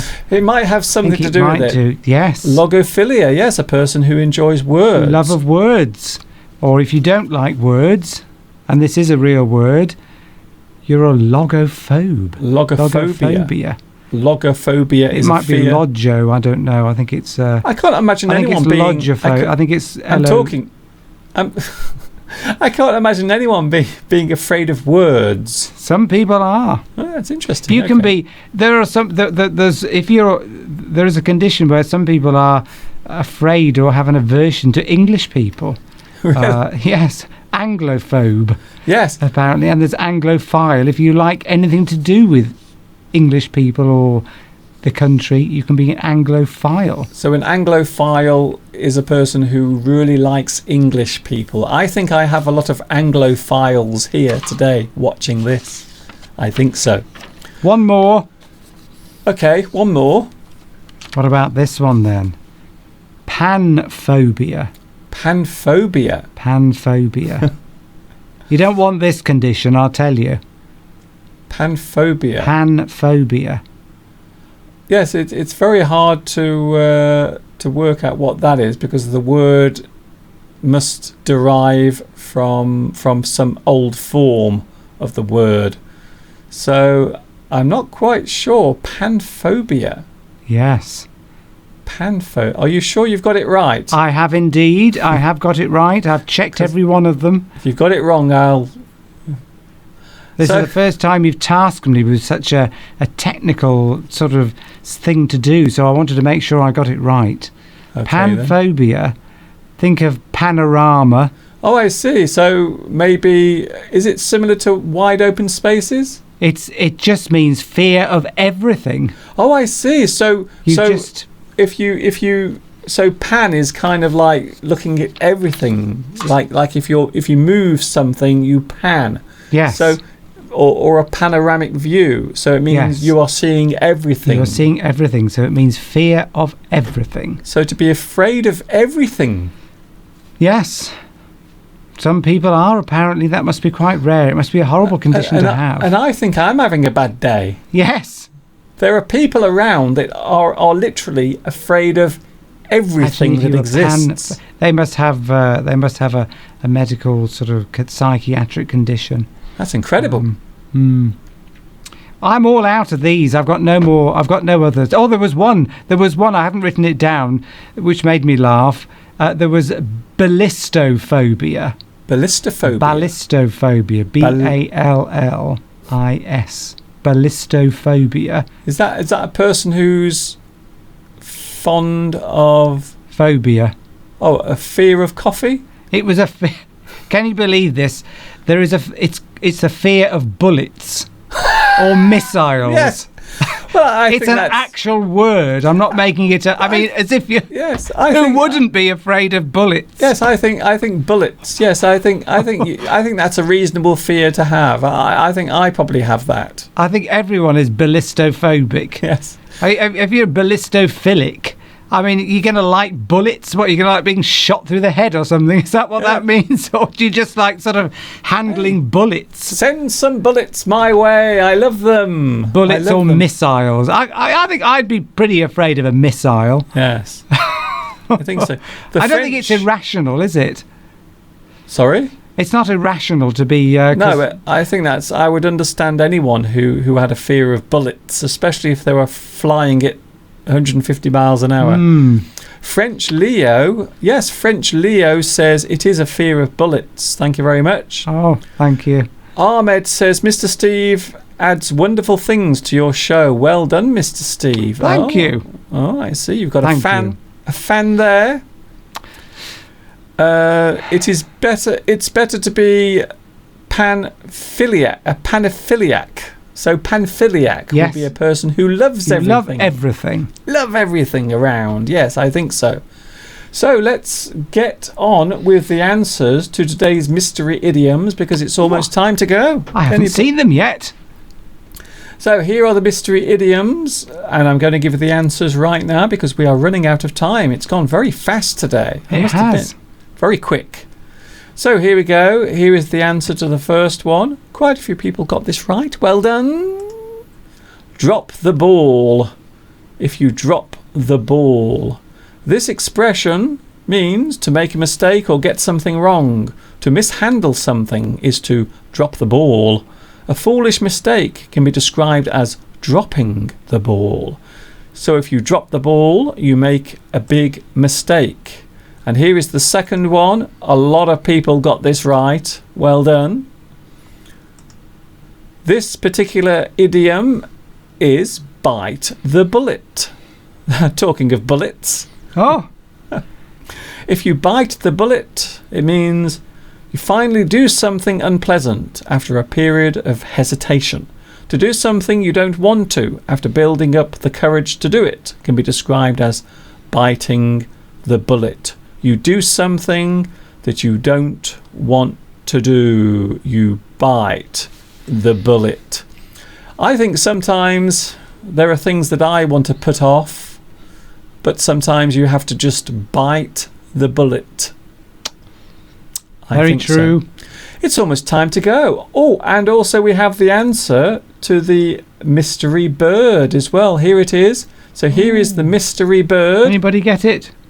I think one person got it right. I can't find the answer.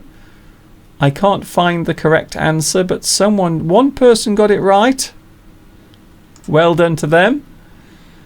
The baby bird that you can see there isn't that just so cute? It's lovely. It's very cute. It is a baby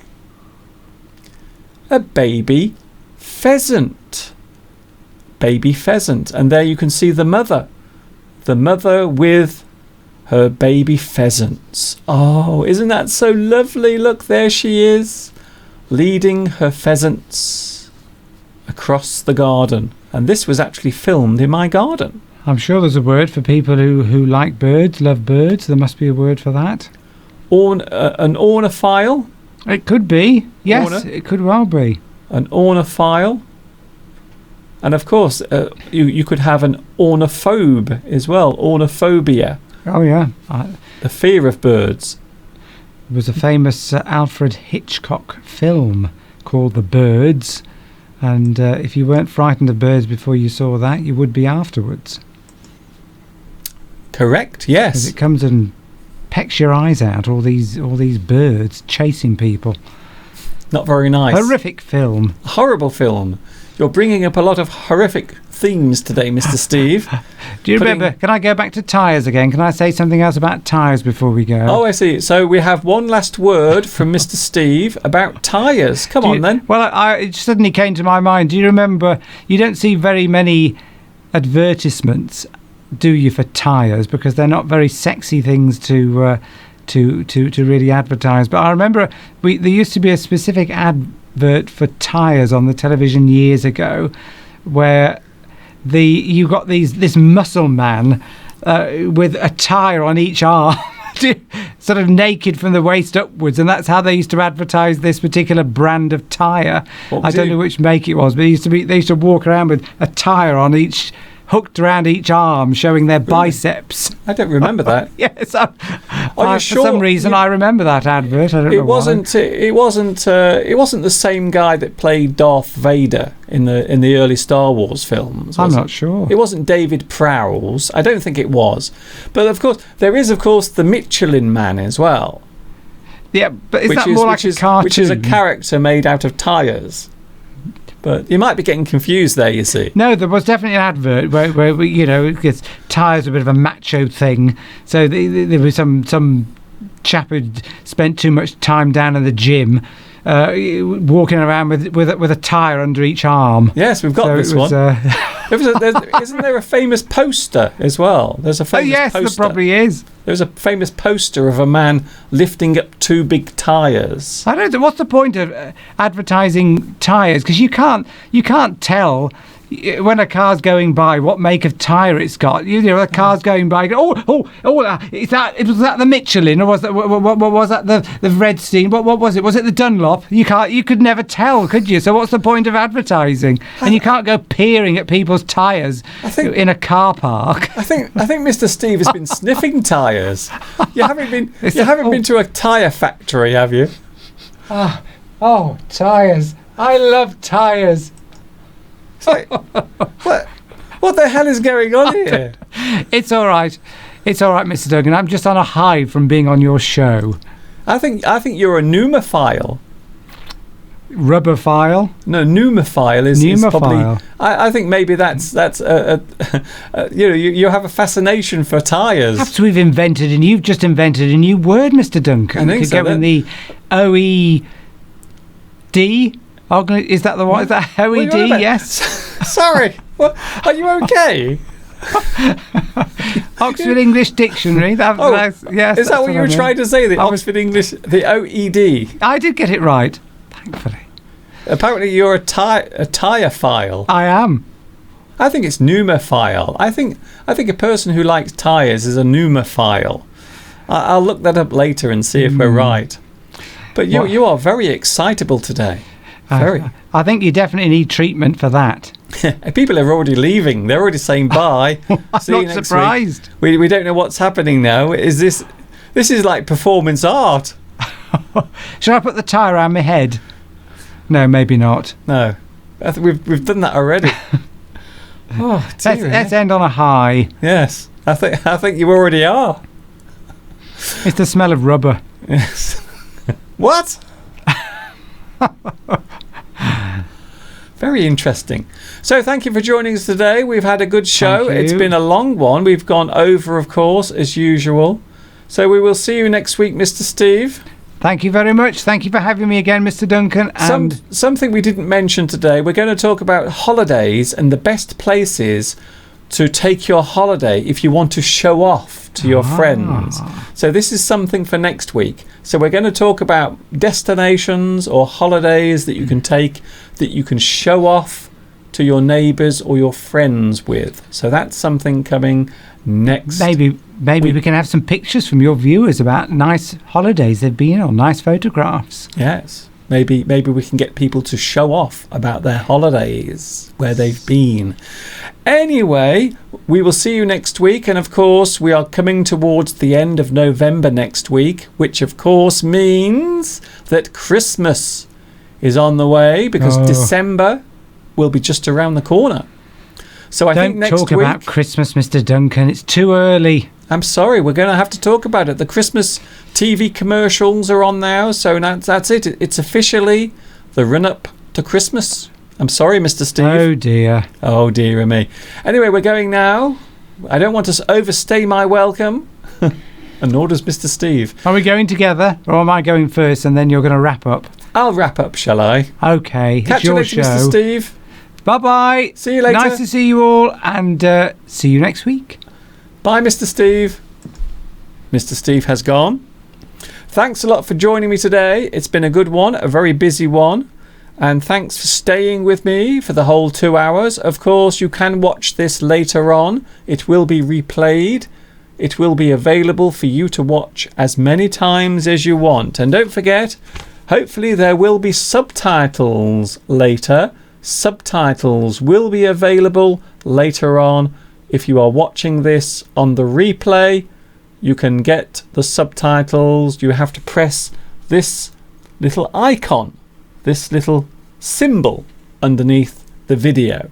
So there it is. You can watch this later if you have missed any of it. I will see you next Sunday. I will be back here as live can be. This is Mr. Duncan in the birthplace of English, saying thank you very much to everyone who has joined in today. Thank you to Julie, Mamen, Rose Smells, Long Najuan, Mamen, Simona, Ishan, and also one more before I go. One more person we will say goodbye to. Who will it be? Who will be the last person I say goodbye to? Tias, Tia, and Tatiana. I'm now going to say goodbye. This is Mr. Duncan in the birthplace of English, saying thanks for following me today. Thanks for watching me.